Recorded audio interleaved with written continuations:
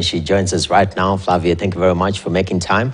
Looking at the 300 billion question being raised here, not being enough, put it in context. How much is required? Because 300 billion seems like a lot of money. Yeah, I think, it does sound like a lot of money. And it is an improvement on the 100 billion that was the previous target. However, that target was only met in 2022, 2 years late, and that target was insufficient.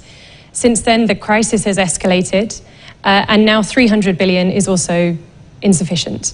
Ali Mohammed, who we heard there, who is not only Kenya's climate envoy, but also the head of the Africa Group of Negotiators, they went into COP29 asking for 1.3 trillion, which as an annual goal, as a more realistic figure of what is needed for developing countries to tackle climate change. So 300 billion is a far cry from that, particularly as it's not even a target until 2035. So it's still an ambition, it's still a long way away, and these next 4 or 5 years are the most critical when it comes to turning the curve on carbon emissions and really kind of hitting that 1.5 degrees goal. Why is the next 5 years the most critical in this turnaround?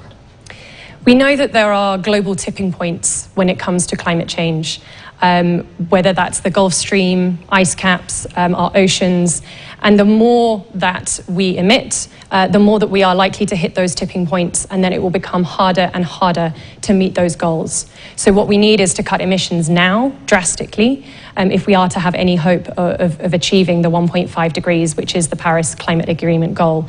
By all accounts, we've actually already tipped over it this year, and we desperately need the funding to make sure that not only can we cut emissions today, but we're also protected as much as possible against the impacts of that Definitely. change. You've talked about how critical this is. 300 billion not being enough. Actually, the target was 1.3 trillion shillings. So that when we are actually a trillion shilling less required in this journey of turning things around. This 300 billion, now that we're getting this, where is it going? How is it being shared amongst the developing world? Yes. So that is from the developed countries to all developing countries. So yes, it is a large figure, but again, when you split it up against all developing nations of the world, it's really not much. The money will come from a mixture of government funding sources, bilateral and multilateral sources, and also some private finance. And it will be going to developing world institutions, governments, and projects as well. So it is a huge kind of array. If we look at the previous 100 billion, where that went was actually mostly into mitigation projects. So renewable energy, urbanization, transport to reduce carbon emissions. But this is also part of the challenge is we need a lot more finance going into adaptation to help communities, in particular in the Global South, to actually adapt and become more resilient to those impacts. And those are the projects that are not getting anywhere near enough finance. Definitely. In fact, listening to Muhammad Ali, he said it's a little bit too late, but he also mentioned it is very ambiguous in many ways. What is the lack of clarity in this financing arrangement that we have? Yes. So there's a few challenges. One is climate finance itself is very poorly defined.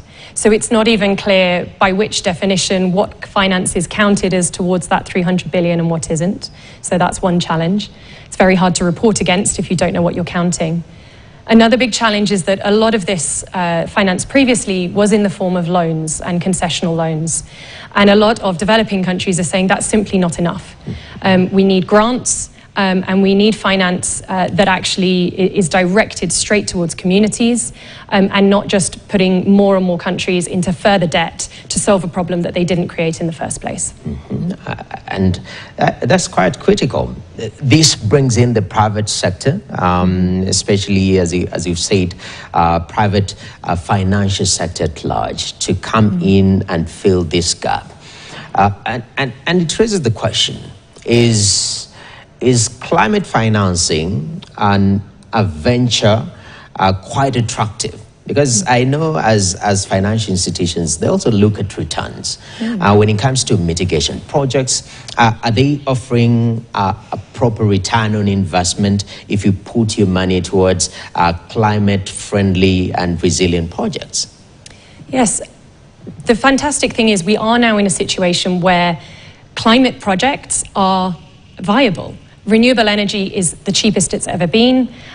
We know that these projects work. Kenya has a thriving e-mobility sector. We know the solutions out there. And the Nairobi Climate Network, we represent more than 1,500 climate professionals in Kenya who are all delivering these solutions already. Often the most expensive part of their project is not the actual cost of the project. That's not what makes it difficult to finance. What makes it difficult to finance is the cost of capital.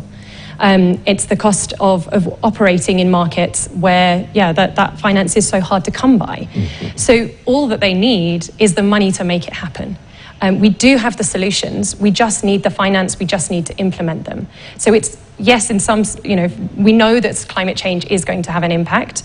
By some measures, it is too late. But actually, Kenya is at a huge advantage. You mentioned that 90% of our electricity here is already from renewable sources. If we were to properly account for carbon in the way that we finance projects, Kenya is a hugely attractive market because we have cheap electricity. There's huge potential here for carbon markets projects as well. That was one good thing that came out of COP29 is a new framework agreed around the implementation and registry of carbon market projects, as well as the international trading under 6.2. So that is progress, that is promising, and certainly there's a lot of potential for Kenyan projects, Kenyan investors, and indeed the beneficiaries at the end of the day who are going to benefit from lower carbon growth in Kenya. Definitely. Charity begins at home. And even as we look at some of the partners when it comes to financing, especially from developed world, locally here, looking at our local financial institutions, how are they embracing climate-friendly projects and sustainable financing? Is it something that is at the core of the strategies of our key financial players within the country? I think it's growing. It absolutely is. And I think a lot of that comes from leadership that Kenya has shown in this space. The Africa Climate Summit last year, indeed, Ali Mohammed, leading the Africa group of negotiators, has said leadership in terms of what Kenya can achieve and deliver when it comes to carbon projects and climate change more broadly. I think we would like to see more in terms of domestic finance getting involved, and there are initiatives like the African Natural Capital Alliance that are doing a great job getting local finances to recognize the value of nature and to also invest in domestic homegrown projects too. We need international finance. We need an awful lot more than 300 billion, but we also do need domestic finance, and I think we should recognize that there is an opportunity for domestic capital there too. Definitely. And when you go now back in the macro discussion that you're having globally, now we are having a change of regime in the United States. We know initially the president-elect Trump pulled out of the Paris Agreement, something that is promised he will do again. But from that perspective, is it that the developed world does not have this finance? What is stopping them from offering some of these actually outlined targets that are needed for developing world? What is the barrier? Are we not communicating with the developed world? Yeah, it's a big question. I think the momentum is there regardless. And this is where things like, if Trump does pull out of the Paris Agreement, he won't be able to stop the momentum that already exists. Renewable energy projects are viable. They are more viable than fossil fuels. There is momentum behind the industry. There is momentum behind the solutions. If anything, developed world investors, they are missing out by not investing in climate change projects, by not investing the solutions that we know Kenya has. So I would say they're missing a trick. And what we need to do is create the narrative and demonstrate that there are solutions here, viable solutions, and we need mechanisms like COP so that the world can come together and show those pathways that are possible. But at the moment, they're not doing enough. They're, very wrapped up in a lot of domestic concerns and wars that have, certainly influenced the last kind of 4 years of taking the attention away from climate issues. But we are we are, going to be too late if we don't realise that climate change should be at the top of all of those agendas. So I think, the message is they need to wake up and put their money in. Definitely, that's very important. And now, even as we culminate this discussion, I know earlier on you had mentioned about the carbon framework, which is very critical in terms of channeling some of these finances.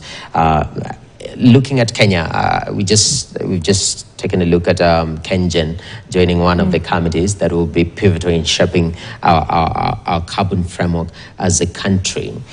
Looking at the whole continent of Africa, I know Kenya sometimes we tend to be a little bit one step ahead, but in terms of developing these frameworks, what does it take, and how critical, if we may just revisit that, is it for channeling climate finance in this region of the world? Thanks. Yeah, it is absolutely critical. Carbon markets represent a much more flexible and quick way to get finance to projects that desperately need it. We have to recognise that they're not perfect. They are still developing. It's a very young market. We need to do a lot better in terms of making sure they are transparent and open, that they provide money to local communities, and deliver the integrity of carbon benefits that they promise. But if they can do that, then we can channel money very quickly from big global corporates and governments to communities that are delivering solutions. And I think Kenya can take a real leadership role here. Kenya's developed the legislation and regulations around carbon markets that we were very integral in providing feedback to government on last year. We now need to see those regulations implemented quickly, because Kenya can play a leading role. And when it comes to the rest of the continent, other countries are looking to see what Kenya does and what the impact of those regulations are here.